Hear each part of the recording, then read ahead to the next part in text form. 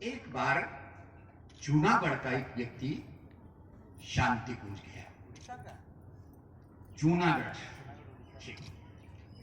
यह primary school में शिक्षक थे।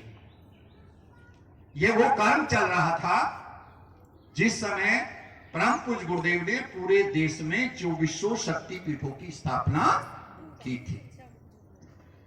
तो मास्टर जी को एक कलाया बांधा और तिलक किया और कहा कि आपके यहां शक्तिपीठ बननी है।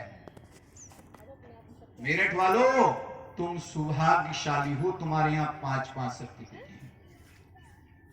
अब मास्टर जी चले गए। अब सोच रहे कि भाई उस समय वे भी ज्यादा नहीं होती, शक्तिपीठ कैसे बने। बहुत सारे लोगों से जिक्र किया। कुछ समय बाद ही एक व्यक्ति निकल कर आया। जैसे अभी साहू जी कह रहे थे ना, एक दिन ये घर खाली करना पड़ेगा। तो बुढ़ापा आ गया, धन बहुत सारा था और यहां उसे मन लगा कि भाई मैं अपनी कुछ जमीन भगवान के लिए देना चाहता। तो एक बड़ा हिस्सा उन्होंने पहुंचा कि भाई ये गायत्री परिवार के मास्टर जी हैं, तो उनके पास गए और वो जमीन दान कर दिया वेद माता गायत्री के नाम।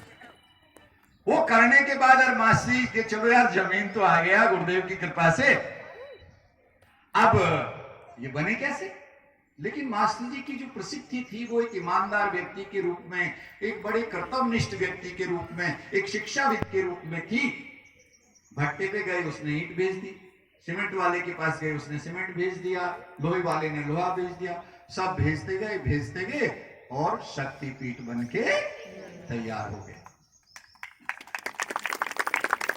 उस शक्तिपीठ का उद्घाटन करने स्वयं परम पूज्य गुरुदेव आए। आ जाओ, इधर आओ। लेकिन मास्टर जी तो बड़े चिंतित। ये आगे तो बैठो, आगे। जो हिसाब किताब लगाया तो पता चला कि 7 लाख का कर्ज है। 7 लाख का कर्ज है।